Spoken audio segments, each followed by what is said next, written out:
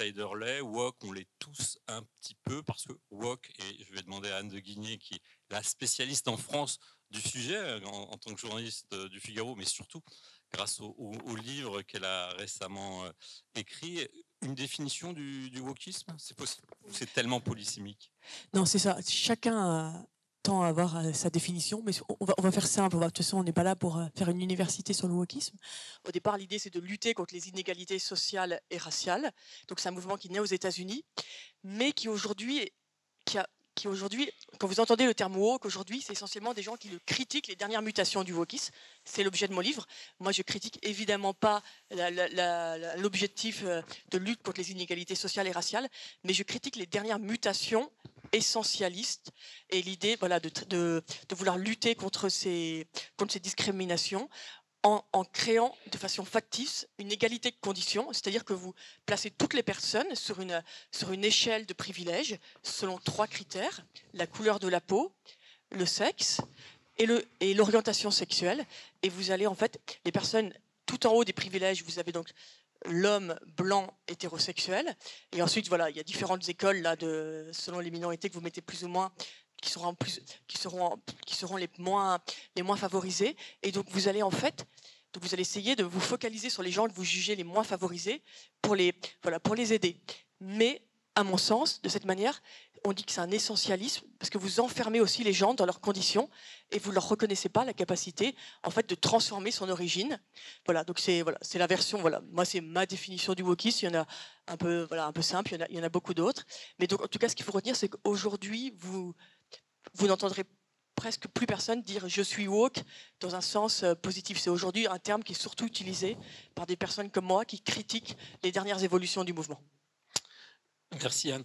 Besma, en tant que directrice juridique, la tendance est que la directrice juridique d'aujourd'hui, le directeur juridique d'aujourd'hui, prennent le pouls de la société, s'intéressent à des questions pas simplement purement juridiques, mais qui peuvent avoir des conséquences, j'allais dire, sur la bonne vie de l'entreprise. Quelle est votre expérience du terrain sur cette question du wokisme capitaliste, presque? Alors, je crois que c'est pas seulement les juristes. Les entreprises sont dans le monde. Elles vivent dans leur monde, elles évoluent. D'abord, une entreprise, c'est aussi un agrégat d'êtres humains, de personnes qui ont des valeurs. Une entreprise choisit ses valeurs ou les vit. Et je pense que de ce fait, l'entreprise n'est pas exclue des débats de la société. Et quand on revient au wokisme, c'est aussi un débat sur les discriminations. Que ce soit effectivement sexuel, racial, de genre. Et évidemment, c'est un sujet que les entreprises, je crois, ont pris en main, ont pris en charge, parce que ça n'est plus possible aujourd'hui d'ignorer cet état de fait. En partie grâce au wokisme, puisque ça a aussi amené ce débat-là. Quand on a évidemment en France, parce que c'est très difficile de faire le parallèle entre les États-Unis et la France, mais si on prend un sujet comme, pour élargir le sujet, comme les discriminations que pouvaient subir professionnellement les femmes, il y a eu la loi, alors maintenant il y a la loi Rixin, il y a eu la loi sur les conseils d'administration. Donc de toute façon, ça fait longtemps que les entreprises sont confrontées à ces sujets sociaux, qui est de rétablir une certaine forme, on va dire, le mot justice est trop fort, mais en tout cas de rétablir un peu les dysfonctionnements de la société, elle les intègre. Donc c'est pour ça que c'est difficile de parler de ce sujet sans parler des sujets globaux de l'entreprise, et les juristes là-dedans. Bah, évidemment, eux aussi ont un rôle à jouer. Ça fait très longtemps que le juriste ne fait, oui, je pense qu'il l'a même jamais fait, juste dire ce que la loi dit, ou interprète et applique la loi. Ça fait longtemps que déjà le législateur a demandé aux juristes de faire plus. Si on n'est pas, quand on voit les lois comme la loi Sapin 2 ou d'autres lois, le règlement MAR, enfin, ça fait longtemps qu'on demande aux juristes déjà, on va dire presque d'édicter la loi interne, de dire comment prévenir les infractions, de mettre en place des règles internes à l'entreprise. Ça, d'une part, sur ce qui est du rôle du juriste, d'autre part, le juriste avant tout, mais chaque membre d'une entreprise est aussi garant des valeurs de cette entreprise, les fait vivre, les développe, et le juriste en premier lieu va être on va dire l'interlocuteur naturel pour mettre en place ce qu'il faut pour respecter ces valeurs, les développer, les faire vivre. Donc, quand on revient au wokisme, effectivement, on peut revenir sur le fait qu'aujourd'hui, c'est devenu un terme essentiellement péjoratif, en tout cas en France, pour dénoncer certaines dérives. Mais à ce moment, si on revient à ce qu'est le wokisme à l'origine, qui est vraiment le fait de s'éveiller aux discriminations que subissent certaines personnes, eh bien, évidemment, l'entreprise et le juriste ont un rôle à jouer dans la mesure où ils vont chacun essayer de trouver la juste mesure, ce qui s'applique à cette entreprise, ce que l'entreprise peut faire pour être meilleure envers ses salariés, envers ses clients, envers la société. Tout à fait. Maître Adair, est-ce qu'il y a on va dire une jurisprudence liée au wokisme en France où, comme Monsieur Jourdain, on fait des vers sans le savoir et on a des décisions qui, depuis longtemps, ont trait au wokisme sans qu'on les ait traitées comme telles? Oui, sûrement. Sûrement. Les règles sur la discrimination existent depuis très longtemps dans notre législation, et donc on l'appelait pas ça le wokisme, mais c'est en fait ce que ça voulait dire.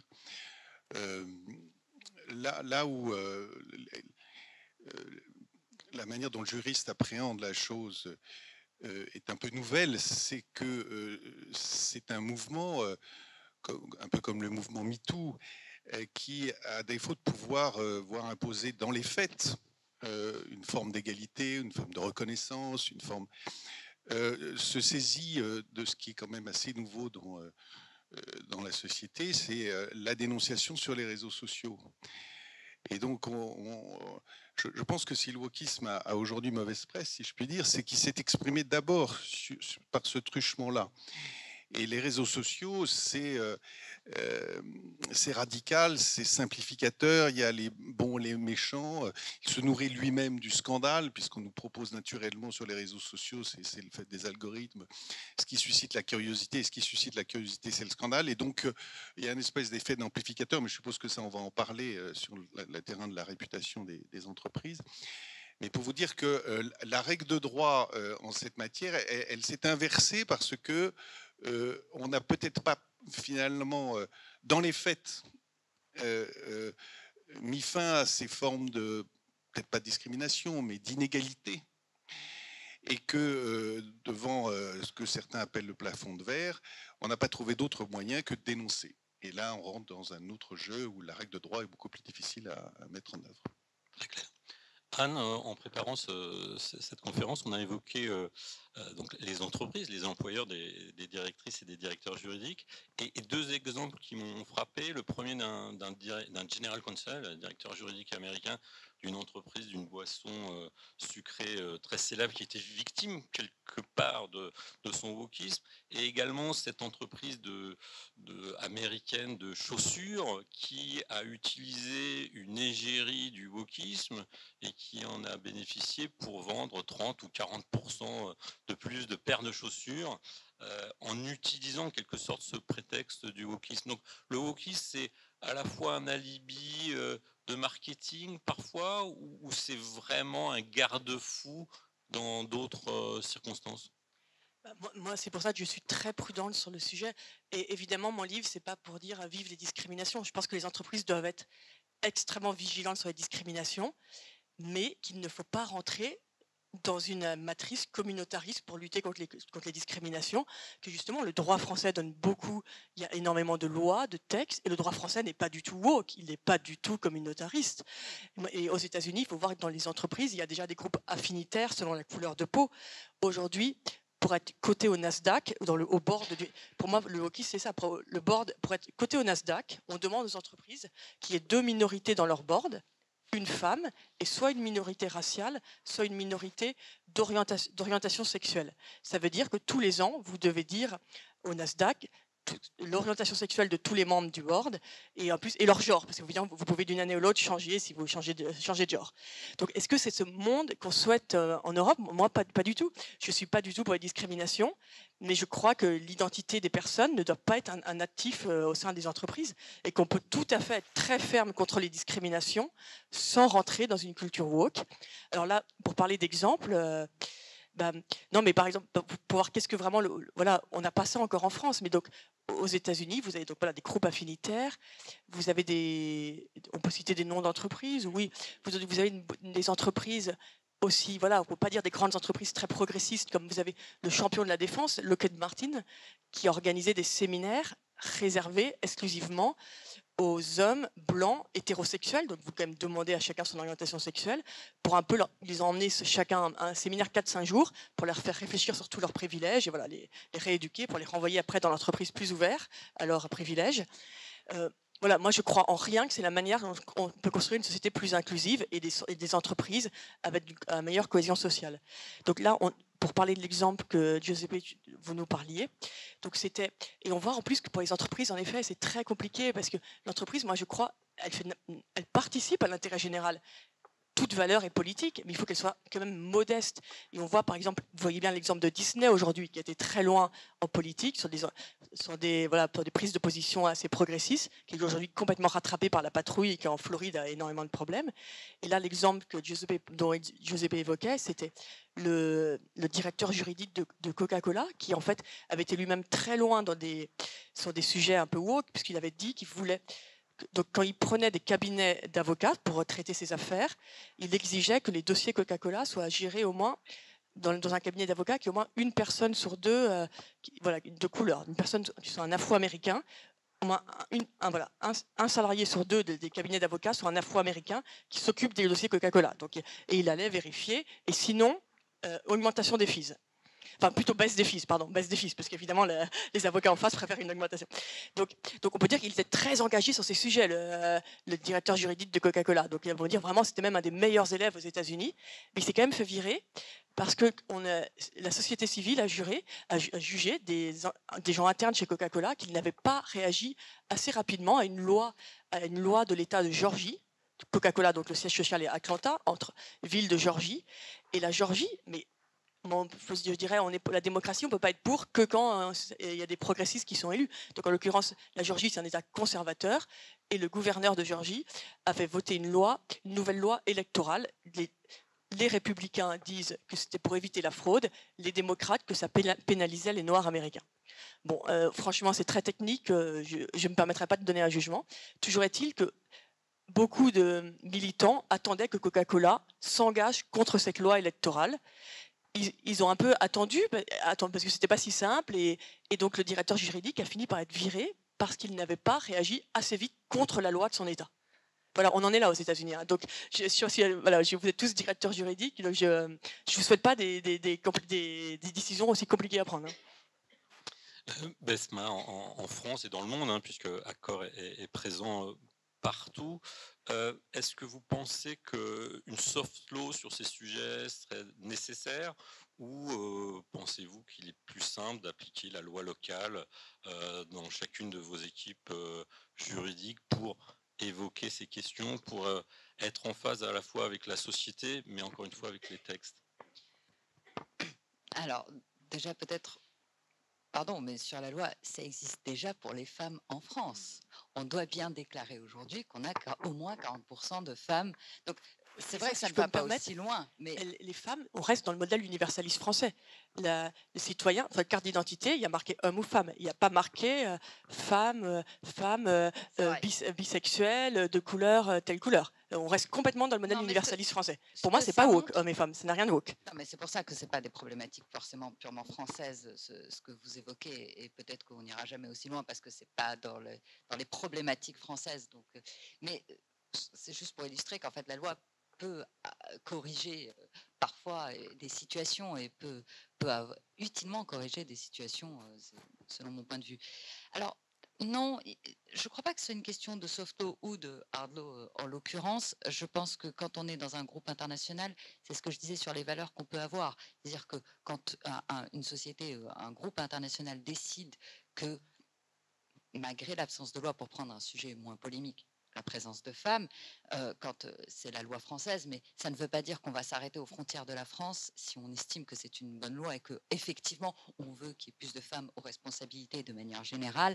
On va évidemment aller au-delà et appliquer ces principes, les faire appliquer partout dans le monde, même dans des pays où ça n'est pas du tout la préoccupation. Et je pense que pour tous les sujets identiques, on en revient toujours aux valeurs que veut promouvoir l'entreprise en son sein, et donc c'est pour ça qu'on édicte des politiques ou qu'on met en place des politiques en matière de ressources humaines pour les recrutements ou même d'évolution de carrière ou autre. C'est-à-dire qu'on a des valeurs, si on les porte dans le groupe, nonobstant la loi applicable. Et on a souvent des sujets où il va y avoir des pays où ces sujets-là sont moins importants, moins prégnants dans la société.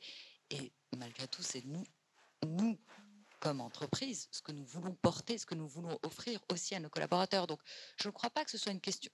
Je pense personnellement que la loi peut aider, notamment dans des pays dans lesquels les problématiques sont particulièrement criantes, et elles ne sont pas toutes les mêmes. Hein. Les minorités discriminées ne sont pas toutes les mêmes selon les pays. On parle de sujets qui vont toucher les États-Unis ou la France, mais en Inde, il y a d'autres sujets.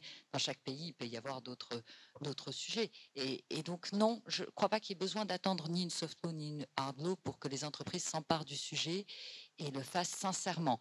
Pour revenir à ce que Basile Adair disait, le danger, effectivement, l'affichage, la communication pour la communication, et de ne le faire que pour éviter ce qui peut arriver dans certaines entreprises aux États-Unis, de prendre des positions publiques simplement pour éviter d'être élevé par les réseaux sociaux ou d'être dénoncé. Et là, il y a une dérive, on pourra en reparler, qui est vraiment dangereuse. Néanmoins, je pense que les entreprises ont non seulement un rôle à jouer, mais surtout le font en réalité en poussant leurs propres priorités. Alors prenons peut-être l'exemple inverse avec Maître Adair. La société française Yves Rocher, en ce moment, est montrée du doigt pour continuer son activité en Russie, alors que de nombreuses entreprises européennes, américaines ou françaises ont quitté le sol russe. C'est du contre-wokisme, c'est du wokisme. C'est quoi l'analyse juridique de telle attaque contre cette entreprise? Je ne suis pas sûr qu'on puisse la qualifier juridiquement, parce que si c'est une réalité, pourquoi la cacher? C'est simplement le jugement de valeur qui est attaché dans une situation de crise particulière, où l'émotion prend souvent le dessus sur la raison. Et donc, après, c'est lié aussi à l'information qu'on veut bien recevoir ici, qui n'est pas forcément le parfait reflet de la réalité. Donc, le droit va s'inviter lorsqu'il y a une vraie outrance, et donc un appel au boycott, des injures, des menaces. Et là, l'arsenal législatif est constamment enrichi pour s'adapter précisément aux nouvelles techniques de communication. Mais qu'on dise les choses telles qu'elles sont, c'est quand même un droit universel, que celui d'exprimer et de raconter comment les choses sont. Après, si c'est pour provoquer des mises en danger, c'est le nouveau délit Samuel Paty qui a été voté l'année dernière, communiquer, et ça concerne également les personnes morales, des éléments d'identification des données personnelles lorsqu'on sait qu'il peut y avoir un danger immédiat pour les biens ou les personnes, est un nouveau délit qui est directement adapté à ce qu'on a pu observer sur les réseaux sociaux. Donc pour l'instant, il n'a pas été mis en œuvre, mais voilà, c'est les réponses du droit, mais à la marge, si je puis dire. Anne, vous souhaitiez évoquer également la question du rôle de l'entreprise par rapport aux questions politiques, notamment au niveau mondial, avec les diverses possibilités de se positionner en fonction des sensibilités nationales. Vous avez des exemples à évoquer avec nous? Donc l'entreprise, peut-être pour rester sur la Russie, c'est vrai que moi je suis frappée. Justement, là on est vous êtes tous des acteurs du droit, qu'on rentre de plus en plus dans un monde de la morale et moins du droit, et je pense pas qu'on y gagne. Et je pense que ce qui se passe en Russie, c'est extrêmement frappant. Moi je pense tout à fait qu'il faut que les jeux de sanctions contre la Russie, c'est important, mais pour moi la décision doit être prise au niveau politique. Et je trouve que c'était très, très frappant de voir notamment la pression qui a été mise sur Total. Quelque part, on demande à Total de prendre une décision de chef d'État, de porter l'embargo. Parce que là, on voit bien que c'est très compliqué à Bruxelles de trouver un accord sur l'embargo sur le pétrole. Et après, il y a deuxième étape, que faire avec le gaz. Et en fait, très vite, il y a eu un sujet de mettre la pression sur Total, de prendre la décision tout seul. Et en France, c'est facile, parce qu'on a quand même qu'une entreprise qui est sur ces sujets. Et voilà, l'exemple de Total, il y a beaucoup d'autres entreprises. On a cité Yves Rocher, mais Total, c'est encore plus fort. Les sujets sont évidemment géopolitiques. Voilà, Total a dû choisir en Birmanie de se retirer parce qu'il y a eu et c'est vrai que c'est impressionnant de voir que les entreprises aujourd'hui doivent prendre des décisions vraiment de chef d'État. Et parfois que la politique, moi je regrette, hein, moi je crois vraiment que c'est à la politique, à la sphère politique et aux élus et à l'exécutif de nous dire quel est l'intérêt général, au Parlement de le définir. Et je trouve sur les sanctions, sans doute qu'il faut aller plus vite, plus loin, mais je pense que la décision doit être politique. Et on ne peut pas dire, écoutez, nous, voilà, on est un peu mou sur les sanctions, si vous comprenez bien, on négocie avec la Hongrie, c'est quand même très compliqué. Mais par contre, soyez beaucoup plus sévères, ça nous arrangerait bien. Ben non, moi, moi je suis vraiment pour qu'on vive dans un monde de droit, parce que la morale, on voit bien que la morale, on a chacun, il y a quelques grandes lignes de morale quand même, on va tous se retrouver, mais après, on va chacun avoir un petit peu notre vision. Et je pense que le droit est quand même, c'est la meilleure façon de vivre tous ensemble. Et qu'on demande de plus en plus aux entreprises, en effet, les entreprises sont par nature politiques. Mais moi, je voudrais peut-être revenir un peu sur ce que nous disait. Bon, je joue le jeu du débat, hein, Besma Boumaza. Quand on voit que les entreprises défendent des valeurs partout, il y a plein d'exemples qui montrent le contraire, Et voilà, pour faire un peu de la polémique, Renault s'est fait taper sur les doigts l'année dernière parce qu'ils ont mis pendant le mois contre l'homophobie leur logo aux couleurs arc-en-ciel dans tous les États où les droits de personnes homosexuelles sont respectés, mais évidemment pas dans un seul État où la vie des homosexuels est impossible, voire où les gens se font lapider. Donc on a envie de dire, si c'est une valeur si importante pour le groupe, allez la porter là où vraiment les personnes sont maltraitées. Et donc là, évidemment, c'est quand même compliqué pour les entreprises. Et là, Renault, évidemment, il y a eu un risque réputationnel, parce qu'une fois que ça a été démontré on voyait bien sur les réseaux sociaux, dès que dans les États où ça devenait évidemment tout le Maghreb, la Russie, et là, il n'y avait plus du tout le logo arc-en-ciel.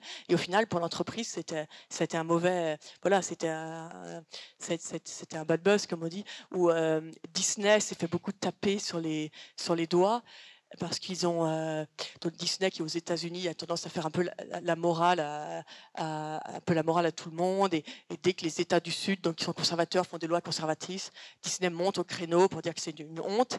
Ils ont filmé leur film Mulan dans le Xinjiang, où il y a des camps ouïghours où les femmes musulmanes sont stérilisées, et dans le générique du film était remerciée une entité du Parti communiste. Et donc, comme à peu près quelques mois avant, Disney avait dit, je peux envoyer aucune actrice filmée en Géorgie parce qu'il y a des lois, je ne sais plus trop quoi, sur l'avortement ou sur la procréation qui ne sont pas assez ouvertes. Personne n'a envie de travailler dans un État aussi oppressant, donc vous comprenez bien, on va vous boycotter. Et en même temps, ils font un film dans le pire endroit de Chine où il y a des camps de concentration à ciel ouvert où les femmes sont stérilisées. Donc voilà, je pense que c'est pour ça que je pense que les entreprises doivent être prudentes, parce que dès qu'on voit qu'en fait ces valeurs ne sont que du marketing, ce qui est quand même pas toujours le cas, mais parfois le cas, et ben le retour de bâton est extrêmement violent. Merci Anne. Justement, Besma, comment une directrice juridique qui a ce rôle de législateur en quelque sorte en interne est amenée à conseiller de la meilleure façon sa direction générale sur des sujets qui sont à la limite de son pouvoir interne? Elle fait ce qu'elle peut déjà. Non, mais pour reprendre, en fait, c'est toute la limite entre la communication et les valeurs. En fait, c'est tout le sujet et le marketing. Et en réalité, déjà, le premier conseil, c'est de ne pas faire de marketing et de faire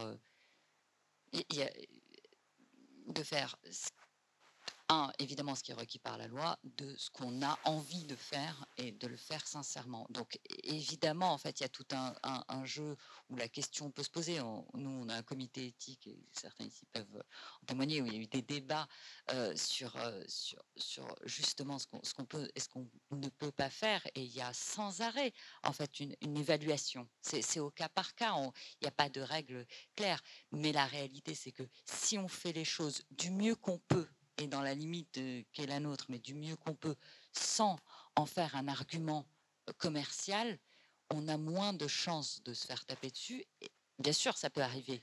Mais donc, c'est sans cesse une évaluation du risque que l'on prend, qui est à la fois le risque juridique, évidemment, qui est le premier risque qu'on regarde, parce qu'il est plus concret, le risque réputationnel, qui est beaucoup moins facile à gérer, ne serait-ce que parce qu'on l'anticipe pas forcément bien.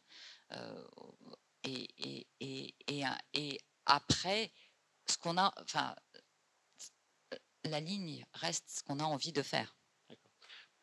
Moi, de jouer un petit peu l'avocat du diable, mais pour reprendre l'exemple de Nike, hein, ce vendeur de chaussures qui, en utilisant comme égérie en quelque sorte commerciale cette icône de Black Lives Matter, a vendu ses dernières chaussures à plus de 30% par rapport à ses ententes. Donc le wokisme aide à vendre. Donc est-ce que vous, dans ce cas précis, vous auriez déconseillé un tel usage de la peur de ce fameux backlash, puisqu'on parle anglais cet après-midi, ou vous auriez simplement soulevé les risques potentiels?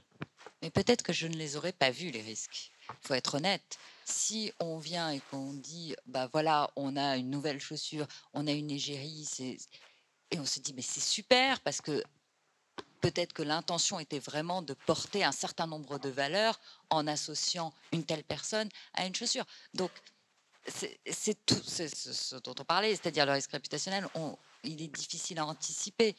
Probablement, il y a une chance sur deux pour que je n'ai pas vu le risque personnellement et que je me dise, mais c'est super, on a une telle égérie et c'est génial parce que ça porte ce message. On sait que Nike, par ailleurs, porte un certain nombre de messages. Donc, il n'y a pas une rupture dans leur communication. Ils ont souvent porté des messages plutôt progressistes.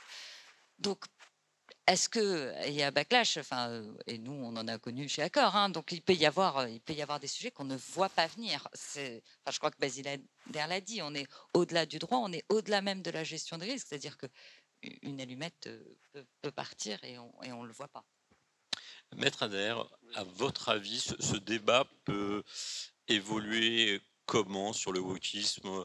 On a l'impression parfois que le wokisme, dans la bouche de certains, a remplacé l'islamo-gauchisme, mais est-ce que vous voyez, encore une fois, sous l'angle juridique, des façons de se raccrocher à des débats plus anciens? Je ne suis pas sûr de pouvoir bien répondre à votre question, mais je voudrais dire un mot, j'y réponds quand même, hein, sur ce qui me paraît le progrès qui doit être fait, c'est celle qui consiste à ce que les plateformes qui accueillent les réseaux sociaux prêtent la main à un peu plus de police.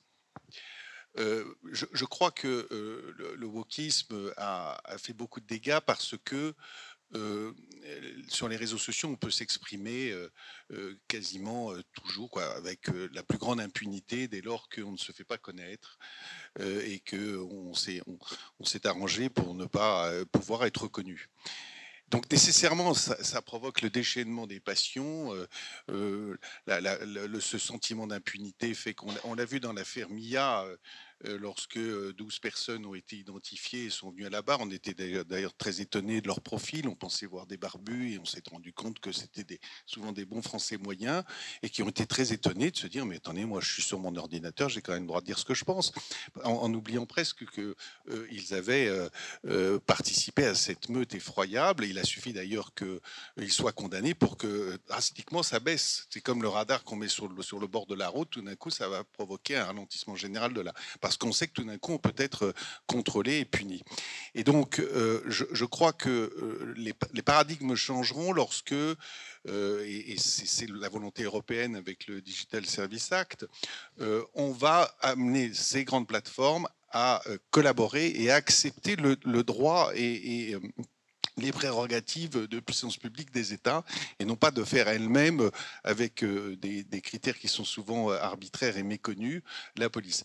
Et donc à partir du moment où il y aura moins cette impunité, moins cette possibilité de meute, je pense que le wokisme, comme le MeToo, comme beaucoup de choses, rentreront dans l'ordre parce qu'ils seront nécessairement, et ils doivent l'être, comme toute activité humaine, encadrés par la règle de droit. Alors, permettez-moi de ne pas être tout à fait d'accord, parce que j'ai une autre casquette. Je suis le président de l'association qui défend les intérêts des GAFA en France, l'ASIC, l'Association des services Internet communautaires. On va avoir un débat alors. Et je pense que l'affaire Mia est tout à fait symptomatique du manque de connaissance du droit par l'usager.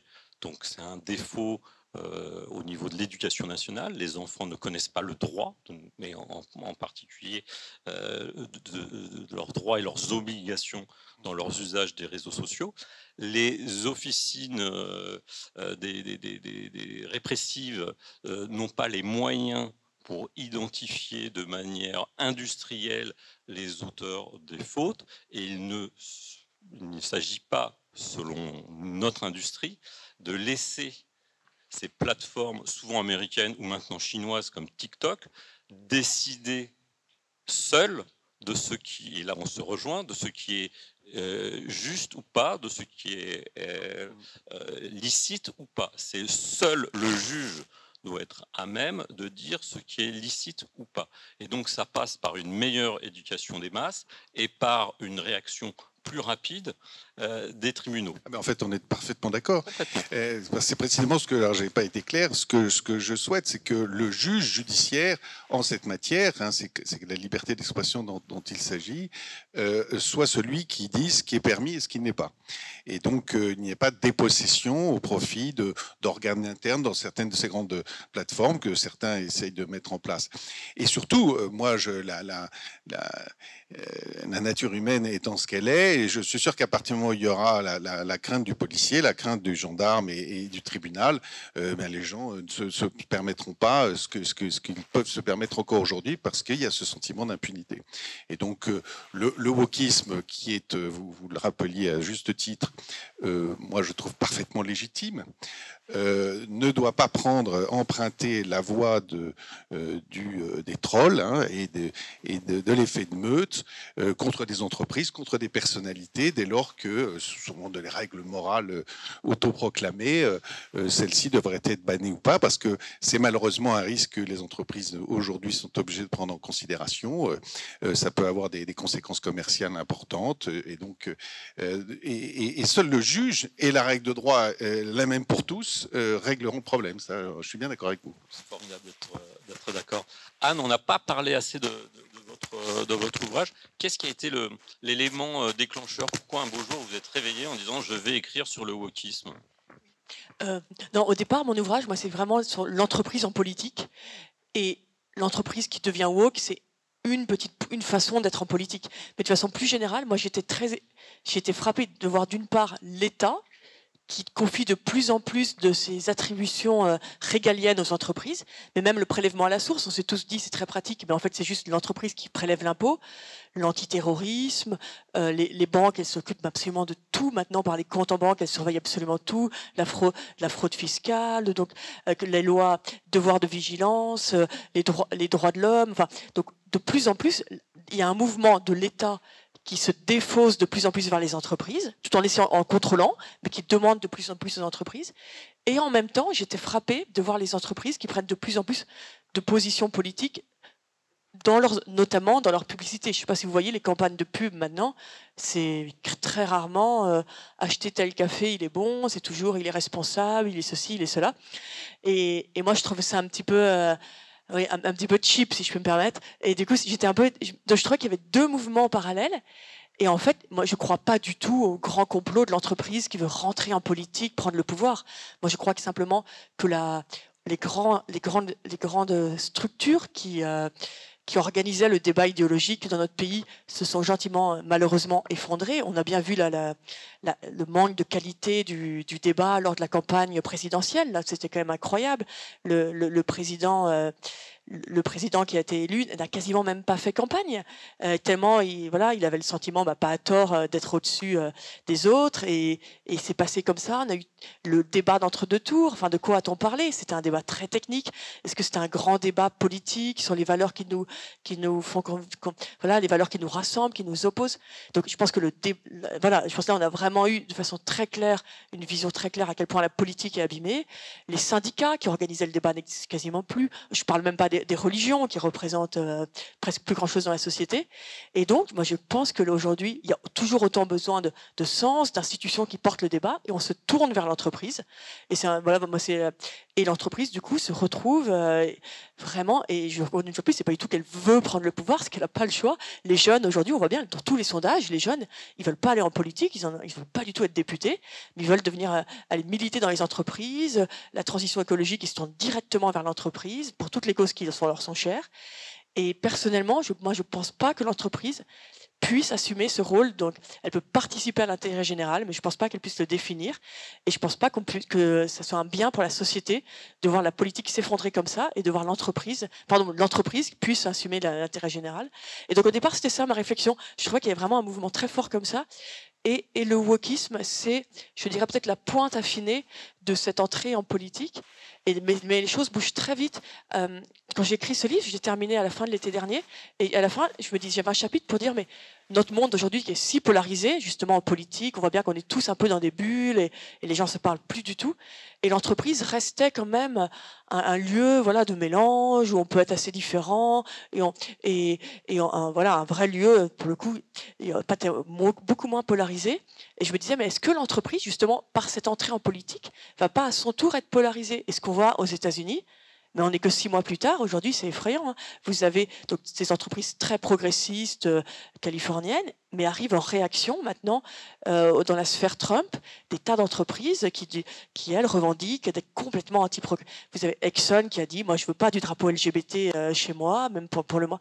Donc vous avez vraiment, et c'est incroyable, parce que moi, il y a 6 mois encore, je me disais, mais est-ce qu'on va pas aller vers ça? Et on y est aux États-Unis, mais attention, ça arrive. On y est déjà complètement. Vous avez des prises de position très fortes sur tous les sujets de société, très, très progressistes, très conservatrices.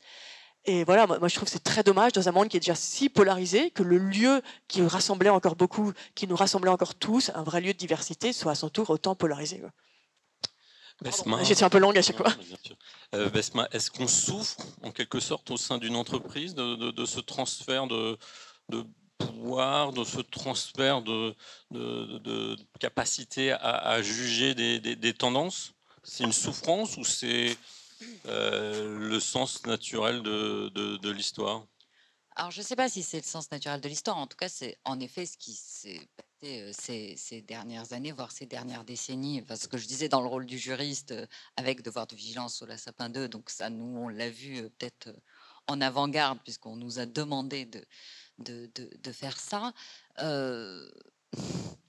C'est difficile de répondre à cette question parce que, à nouveau, je pense d'abord que le contexte français est très différent du contexte américain. Que les problématiques ne sont pas les mêmes, et quand bien même il peut y avoir des convergences sur certaines problématiques, je ne suis pas encore convaincue qu'on en arrive là en France, ne serait-ce que parce que le rôle de l'État n'est pas le même non plus. L'État est fort en France, ce qui n'est pas le cas aux États-Unis. Enfin, il y a beaucoup d'explications historiques aussi qui expliquent la différence.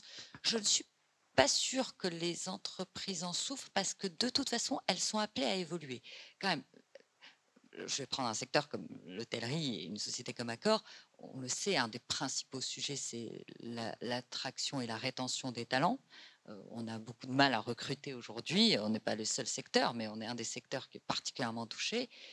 Il est bien évident qu'on ne peut pas rester sur d'anciennes positions à tous égards en pensant que les gens vont venir naturellement à nous. On est obligé d'être dans la société, d'épouser un peu les évolutions de la société, les demandes des plus jeunes qui vont venir dans nos entreprises, qui ont des attentes, qui vont venir pour certaines raisons. Et donc, on est obligé de bouger avec la société et de bouger avec eux. Donc, je ne suis pas sûre que ce soit une souffrance. Au contraire, c'est aussi cette pression, quand elle n'est pas exagérée, quand elle n'est pas troll, du trollisme, elle nous oblige aussi, nous, à nous remettre en cause et à nous dire comment on est dans le monde.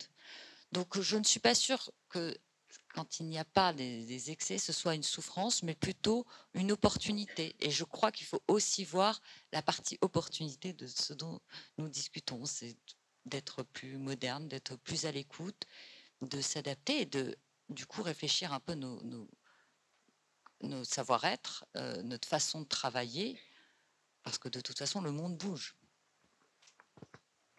Maître Adair, le washing, en quelque sorte, qu'on voit apparaître à des fins commerciales, à des fins marketing, est-ce que vous, en tant que praticien, en tant qu'avocat, cela vous incite à faire appel à des notions plus larges pour le contrecarrer cette espèce de mouvement qui utilise, j'allais dire, des bons sentiments ou des sentiments juste en soi pour faire de l'argent?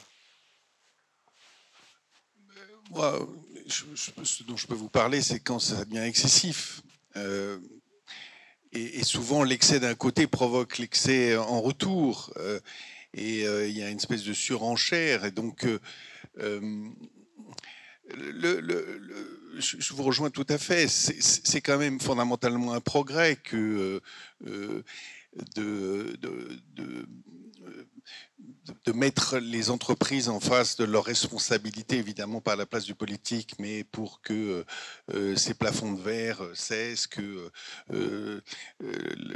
toute la diversité y soit également représentée, même si c'est pas forcément la culture de l'entreprise, etc. Pour autant, c'est lorsque on vient stigmatiser publiquement, évidemment les exagérants, quelquefois à partir de rien, le comportement d'une entreprise, que ça devient très problématique et que nous, avocats en cette matière, nous invitons dans le débat, si je puis dire. Hein. Moi, c'est ce dont je peux vous parler. Et donc là, c'est la gestion de crise. Est-ce qu'on répond, est-ce qu'on répond pas? Est-ce qu'on attend qu'on passe à autre chose? Et donc, que ça soit dans un sens ou dans un autre. Mais c'est vrai que nous, les avocats, quoi, les juristes, nous n'aimons pas ce nouveau paradigme qui est la morale, le bien, le mal. Fondamentalement, un avocat, il peut défendre une cause ou l'autre sans que ça lui pose aucun problème de conscience. Et son seul axe de réflexion, c'est la règle de droit, ses interprétations, son évolution, etc., sa mise en perspective avec d'autres règles. Voilà, c'est ce pourquoi nous sommes faits.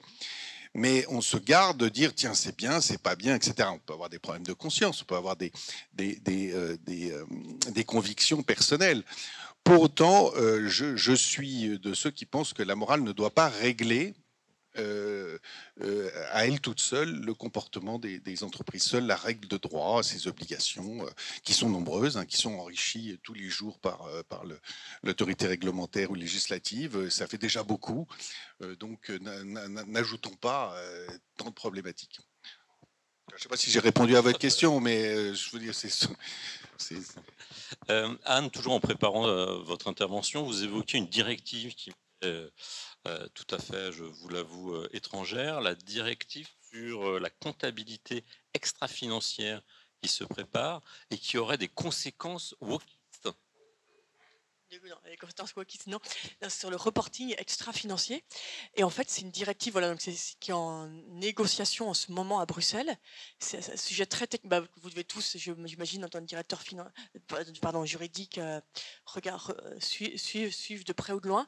Mais c'est un sujet important parce qu'en fait, l'idée, c'est de voir, en Europe, on n'a absolument pas à rougir de notre histoire, de notre réflexion sur le capitalisme responsable. Il y a une tradition sociale dans les pays d'Europe du Nord. En Allemagne, il y a l'ordolibéralisme qu'on ne connaît pas assez bien en France, mais qui est avec des économistes passionnants, qui vont justement essayer de vraiment réfléchir comment le capitalisme, le lien entre capitalisme et politique, intérêt général. En France, on a tout un mouvement, tout un mouvement des mutuelles, il y a le mouvement au 19e, il y a un mouvement chrétien aussi, des entreprises paternalistes. Donc, dans tous les pays d'Europe, il y a une réflexion depuis plus de 2 siècles sur qu'est-ce que le capitalisme responsable. Donc, tout ça pour dire qu'il ne faut pas non plus arriver et se dire le modèle les Américains ont inventé un capitalisme gentil, on va prendre leurs normes. Et en fait, non, parce que là je caricature un peu, mais le débat en ce moment, donc on est en train de normer tout justement ce qui est au-delà de le reporting extra-financier, donc toutes ces questions d'engagement sociaux, environnementaux, et avec un débat très fort, avec évidemment une volonté des Américains, comme ils l'ont fait pour la comptabilité financière, d'imposer leurs normes, avec pas mal d'États en Europe qui trouvent que c'est très pratique, c'est très simple, les normes américaines, c'est beaucoup plus simple, et la France notamment, qui a beaucoup poussé pour dire non, il faut défendre un modèle européen qui est beaucoup plus social. Et voilà, si je caricature à gros traits, mis un peu à côté, le modèle américain, voilà, vous faites un peu de sociétal. Là, je fais la grosse caricature, mais c'est un peu ça. Faites, voilà, un peu de wokisme. Voilà, vous avez des bords diverses selon la définition. Moi, je ne suis pas du tout contre la diversité, mais je pense que la diversité, elle est beaucoup plus large que simplement des questions de couleur de peau ou d'orientation sexuelle. La diversité, elle doit être sociale, culturelle, de parcours. Enfin, la diversité, elle est multiple. Et donc, la définition américaine, elle est vraiment quand même très restrictive. Donc, vous avez des bords divers selon cette définition. Donc, vous êtes une entreprise éthique et vote la galère. Et vous passez toute la culture sociale européenne. Du coup, je caricature à gros traits, mais c'est quand même un peu ça le débat. Et donc là, en ce moment, d'étudier cette directive, moi j'espère vraiment que les Européens, mais ça demande beaucoup plus de travail, c'est beaucoup plus compliqué parce qu'il faut trouver des normes spécifiques qui vont être beaucoup plus compliquées que les normes américaines, mais vont réussir vont avoir le courage d'aller vers leurs propres normes et vont pas se contenter de dupliquer les normes américaines. Merci. On approche de la fin de cette conférence. Avant de poser des questions, vous laissez poser des questions. Besma, à vos consoeurs et confrères directrices et directeurs juridiques, vous auriez des conseils, vous qui vous êtes penchés sur cette question du wokisme aujourd'hui dans l'entreprise? Je m'y risquerai pas. Non, non, mais peut-être simplement pour répondre, on a quand même une problématique. Enfin, ce que je ne voudrais pas, c'est que le terme woke ou cancel culture serve parce que c'est un repoussoir et on le sait maintenant, ce sont des termes qui sont complètement, on va dire, utilisés de façon complètement, cache quand même une problématique qu'on a aujourd'hui, auquel les entreprises font face. Et effectivement, il y a la DPEF, il y a le devoir de vigilance, il y a un certain nombre de lois, mais il y a aussi une pression pour mieux prendre en compte la diversité de la société. On n'y est pas encore. Les entreprises ont un rôle à jouer, je le pense profondément, parce que c'est de toute façon, quand on parle d'ascenseur social, on revient au social, et peu importe le critère. On se focalise sur les critères américains parce que c'est leur problématique, mais on sait bien qu'en France, on a d'autres problématiques qui sont soit similaires, soit différentes, un peu des deux. Et donc, il faut quand même que les entreprises jouent leur rôle là-dedans, d'abord parce que ce sont des employeurs et qu'on sait que l'emploi est un facteur d'ascenseur social. Qu'il faut donc éviter de cacher le problème derrière le wokisme en disant bon bah tout ça c'est du wokisme, c'est de la cancel culture et puis on n'en parle plus parce qu'on a des problématiques. Il est plus facile de parler des femmes que d'autres sujets de diversité, mais on va certainement y arriver sans pouvoir remettre en cause l'universalisme français. Mais néanmoins, il y a un problème et il faut le régler. Donc je crois que, enfin le régler, en tout cas participer à l'affronter. Et je crois que nous, juristes, nous avons un rôle là-dedans, d'abord en tant que principaux conseillers des entreprises. Et certes, on ne fait pas de la morale, mais enfin, peut-être la différence entre un juriste interne et un avocat, c'est quand même qu'on embrasse une destinée, la destinée de l'entreprise et de ses membres quand on est en interne. Et donc, on ne fait pas de morale, mais malgré tout, on participe à l'intégrité de l'entreprise. Et donc, voilà, le conseil, c'est peut-être de ne pas s'arrêter aux mots et de regarder vraiment comment pouvoir améliorer les choses de l'intérieur. Merci, Besma. Maître Adair, le conseil de l'avocat aux entreprises maintenant. En vous écoutant, et ça rejoint un peu ce que vous disiez pour commencer, je me disais qu'en fait, l'entreprise, c'est le dernier endroit où il y a encore des règles. Si vous voulez, il y a un peu une démission je vais pas parler comme un vieux barbon, mais c'est vrai que l'école élémentaire française, comme on le concevait au début du XXe siècle, même à la fin du XIXe, qui était l'ascenseur social, qui était la règle qui prévalait sur l'égalité, hein, qui est dans le triptyque républicain. La disparition du service militaire fait que finalement, on voit que les citoyens retrouvent l'autorité, la règle dans l'entreprise. Et donc je me disais, mais c'est vraiment une réflexion tout à fait personnelle en vous écoutant, que c'est un peu normal qu'elle se soit invitée et qu'elle y soit poussée. C'est moins une démission des autres institutions traditionnelles que le fait qu'elle a un peu pris les espaces qui étaient devenus vides. Et donc c'est normal qu'elle s'impose des règles, alors peut-être pas de la morale, mais la RSE, bah on y a foncé, évidemment, les entreprises qui ont les moyens de faire ça aussi, parce que c'est bien gentil de lui demander tout, mais il faut aussi qu'elle gagne de l'argent et qu'elle puisse payer ses salariés, donc ça suppose des entreprises très florissantes. Il en arrive qui, malheureusement, ne puissent pas continuer. Si on leur impose trop de choses, il y a un moment où la barque est trop pleine. C'est une réflexion, peut-être pas d'avocat, mais j'ai pu constater que tout n'avait pas forcément les moyens de mettre tous les beaux programmes en place. Anne, dans quelques années, vous pensez qu'un second tome, un troisième tome à votre ouvrage sera nécessaire? Comment vous voyez le wokisme évoluer? Le wokisme en entreprise, on va limiter la réponse. C'est très intéressant, ça se joue en France en ce moment. On voit et c'est sûr que le modèle universaliste n'est pas du tout soluble dans le wokisme. L'universalisme, évidemment, c'est une utopie, hein, donc je dis pas du tout. Et l'universalisme, il repose en fait sur une gestion de la diversité. C'est très simple, une gestion de la diversité qui passe par une scission très claire entre la vie privée et la vie publique. Le modèle universaliste, c'est l'idée que vous avez le droit à une diversité dans votre vie privée et dans la vie publique. Enfin, c'est de la théorie, mais c'est comme ça. Dans la vie publique, vous êtes un citoyen, une citoyenne. La réalité d'aujourd'hui, c'est qu'il y a un mélange total. Ça n'existe plus, la distinction avec les réseaux sociaux, les portables. On a un mélange total vie privée, vie publique. Donc, sans doute qu'évidemment qu'il faut amender le modèle universaliste, qu'il faut réfléchir comment l'améliorer. Mais moi, j'espère vraiment que j'espère vraiment que la France ne va pas y renoncer. Et je ne crois pas une seconde que la version communautariste puisse nous aider. Il y a beaucoup de défis en France. Je ne dis pas du tout qu'il n'y a pas de problème en France. Il y a des problèmes spécifiques. Et je ne crois pas que les solutions américaines puissent en rien nous aider à relever ces défis, quoi. On va voir comment ça évolue. Non, je pense qu'aujourd'hui, aujourd'hui, je pense que tout est assez possible. Tout est assez possible. Franchement, je pense que ça dépend un peu de vous tous, comment vous réagissez dans vos entreprises. Et du rôle des directeurs et des directrices juridiques. Peut-être des questions dans la salle, oui. Je ne sais pas comment ça se passe pour les micros, quand on parle fort. Oui.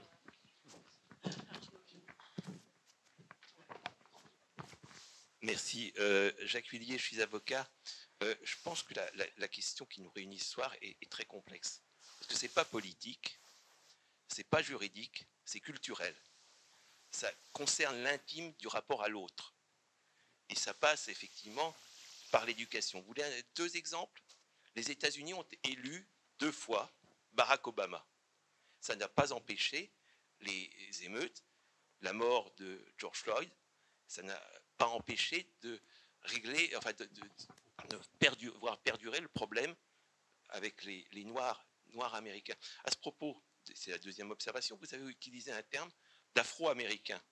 Quand on parle d'un Américain blanc, on dit un Américain. Et quand on parle d'un Américain noir, on dit un afro-américain. C'est donc bien qu'on a culturellement un problème. Et le problème, il n'est pas politique, il n'est pas juridique, il est culturel. Il commence à la petite école, il commence à la formation, à l'apprentissage. Alors le wokisme, ça présente un danger, effectivement, comme tu l'as rappelé, Basile, c'est que le balancier part trop d'un côté.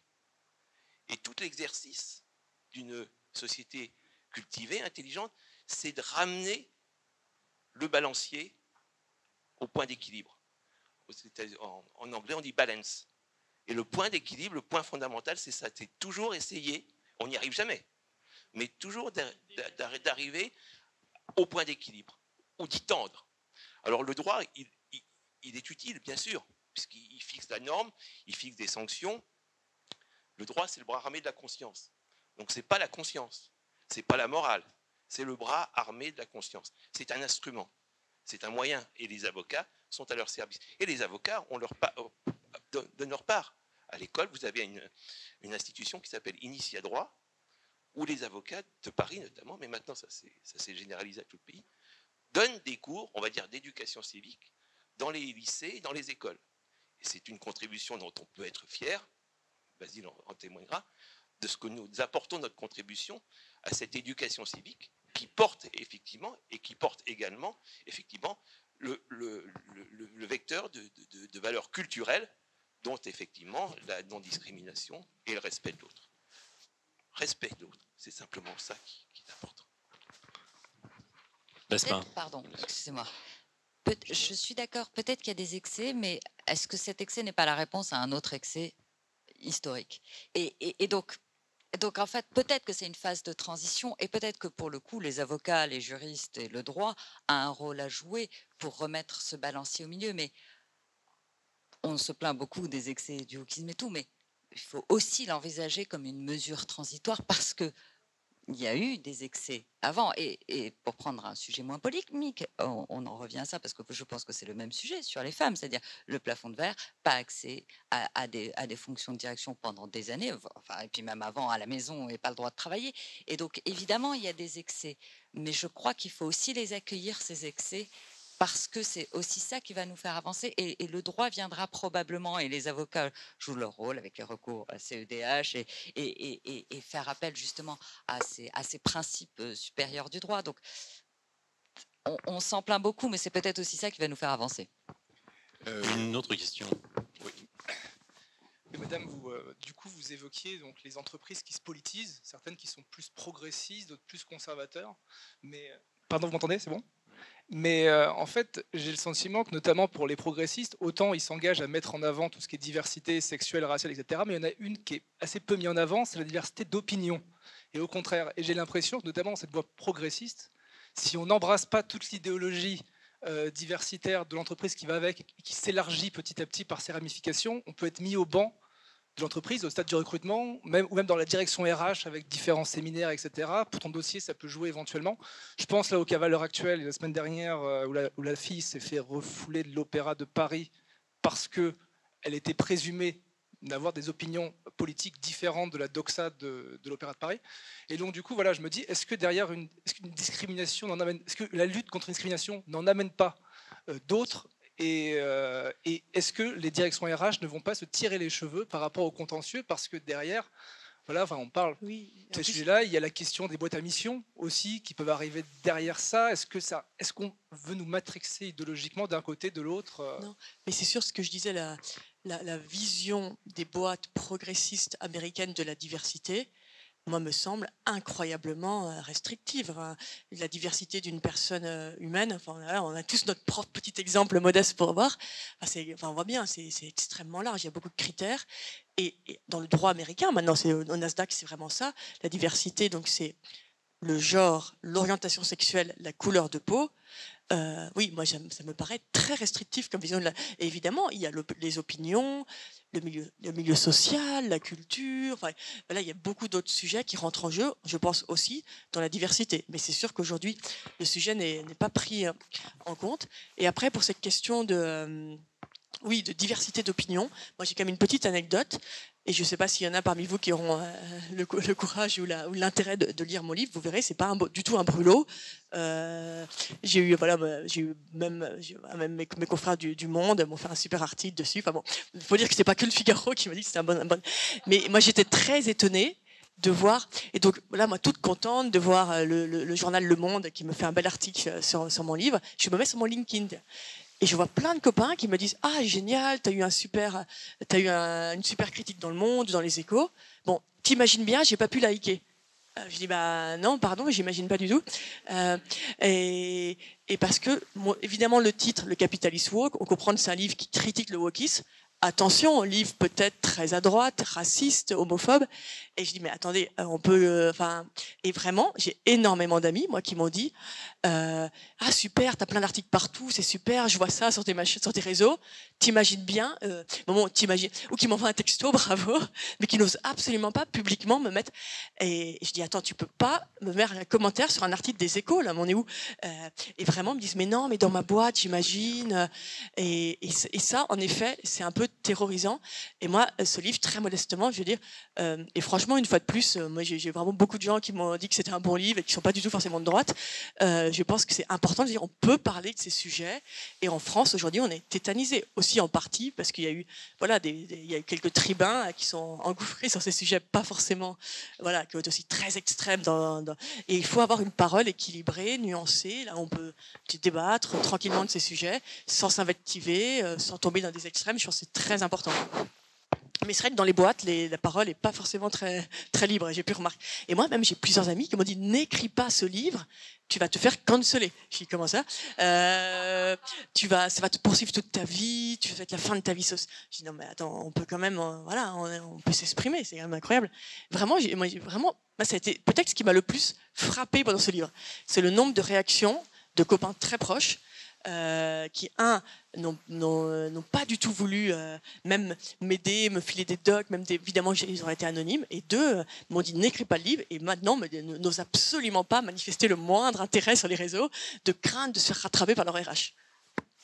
Oui, je voudrais intervenir sur cette question du wokisme. Vous avez commencé à dire, au début c'était très bien, c'était une lutte contre les inégalités sociales et raciales. Mais c'est toujours ça. Moi, je suis vraiment l'objectif est bon. L'objectif est bon. Pardon, excusez-moi. Je suis interloqué depuis le début de ce débat par cette espèce de haro sur le wokisme. Non, pas d'haro sur le wokisme. Vous avez très justement dit, madame, qu'il y avait en quelque sorte un retard à rattraper. Le mouvement MeToo, comment être contre? Que les femmes se révoltent parce qu'elles ont été maintenues dans un second rôle depuis des siècles, pour ne pas dire des millénaires, et qu'elles veuillent aujourd'hui parvenir à une certaine inégalité, ça me paraît totalement juste et la moindre des choses. Quant à l'universalisme français dont on se gargarise, c'est quoi au juste? Est-ce que c'est... il y a eu récemment une étude très sérieuse qui a été faite et qui montre que pour entrer dans une entreprise, si on s'appelle Mohamed et qu'on transmet un curriculum vitae extrêmement flatteur sur les études qu'on a faites, etc., mais qu'on a le malheur de s'appeler Mohamed, eh bien, on a à peu près 30 à 40 chances sur 100 d'être écarté, ou en tout cas de prendre son tour, comme on dit. Bon, voilà. Donc, arrêtons de parler de l'universalisme français. En France, il y a effectivement une inégalité sociale et raciale, qu'on le veuille ou non, et on le sait très bien. Voilà. Alors, Henri Chocroun, avocat au barreau de Paris, je ne cache pas mes opinions, je suis de gauche, et je trouve assez dérangeant qu'on essaie de jeter un voile pudique sur tout ça. Non, il n'y a pas de voile pudique, le droit n'a pas sa prise là-dedans. Comme l'a très justement dit le confrère tout à l'heure, le droit est un bras armé en quelque sorte. C'est un problème politique. C'est un problème politique, ce n'est pas un problème de droit. Et quand vous dites les entreprises n'ont pas à se substituer pour faire de la politique devant un pouvoir politique qui, lui, se cache, démissionne en quelque sorte, bah, écoutez, si on prend l'exemple de Total, et je terminerai par là, Total est une entreprise indépendante. Quand Total décide de continuer à investir, à exploiter un certain nombre d'entreprises en Ukraine, en Russie, eh bien, elle se soumet effectivement au jugement public. Et je ne vois pas en quoi l'État pourrait venir lui donner des consignes. Qu'il y ait un petit coup de coude donné, parce qu'il y a quand même, il me semble, encore des capitaux publics dans Total. bah, c'est normal, mais c'est quand même une entreprise indépendante. Et si finalement elle recule ou si elle ne recule pas, eh ben, elle se soumet effectivement au jugement de la population avec un risque de boycott qui relève de la conscience des citoyens vis-à-vis de cette entreprise qui, voilà. Donc, merci maître. La diversité des opinions a toujours fait la richesse des débats du cercle. Donc, mais en aucun cas, hein, je parle aux différents intervenants, nous avons voulu faire preuve de positionnement politique sur cette question, mais simplement d'éclairage au sein de l'entreprise en tant qu'acteur du droit comme maître Adair ou comme journaliste experte de cette question, des diverses positions. Pas de politique au sein du cercle, par pitié. Une autre question ?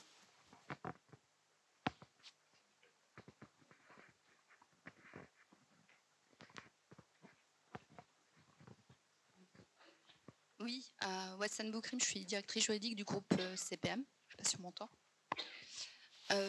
C'était simplement également une remarque pour recentrer un petit peu le débat. Effectivement, moi je mets juste une petite pièce, je prends les paris. Je pense que dans 10 ans, cette salle, si on ne se bouge pas, ressemblera à cette salle. Il y aura des petites exceptions, comme moi. Je suis d'origine marocaine, mon père était mineur de fond. Mais pour qu'il y ait une vraie politique et que ça bouge, il faut une politique globale. Il faut que les institutions se bougent et ça peut également passer par l'entreprise. Excusez-moi, je suis un petit peu émue quand je parle de ça, parce que ça me touche profondément. Et je pense que dans 10 ans, si il n'y a pas une véritable politique, on a beau excusez-moi, vilipender les Américains et dire ce qu'ils font, c'est exagéré, c'est pas bien. Au moins, ils se bougent, ils font quelque chose. En France, on fait rien. Voilà, désolée. Je pense que c'est un peu pour moi, là, toutes les remarques. Et alors, mais juste pour remettre un peu recadrer, enfin, je sais pas, recadrer, mais moi, évidemment qu'il faut de la diversité et qu'il faut faire. Mais moi, donc, en fait, je pense que là, nos incompréhensions, c'est peut-être sur la définition de wokisme. J'ai l'impression, vous voyez wokisme, personne gentille qui essaye de lutter contre les injustices. Je suis pas contre ça. Hein. Moi, ma définition du wokisme, elle est très restreinte. C'est de vouloir lutter contre les injustices par cette matrice communautariste et essentialiste. Je pense qu'il faut évidemment faire beaucoup de choses pour qu'il y ait des recrutements plus divers. Il y a évidemment beaucoup d'injustices en France. Enfin, on en parle quand même. Il y a beaucoup d'injustices dans les recrutements. Enfin, il y a énormément d'études qui prouvent qu'il y a une reproduction sociale très très forte partout. Enfin, c'est une évidence et c'est une évidence qu'on ne peut pas s'en satisfaire. Et que mon bouquin n'est pas du tout là pour dire ne faites rien, c'est génial comme ça. Mais simplement, moi je ne crois pas une seconde que cette méthode communautariste est la solution. Et sincèrement, après une fois de plus, le débat est ouvert. Moi je ne nous souhaite pas du tout la société américaine. Je ne crois pas que c'est une société plus apaisée. On a plein de problèmes en France. Comme je disais, je ne dis pas du tout notre société est géniale, c'est très égalitaire, pas du tout. Mais je ne crois pas du tout qu'il faut que l'horizon doit être la société américaine.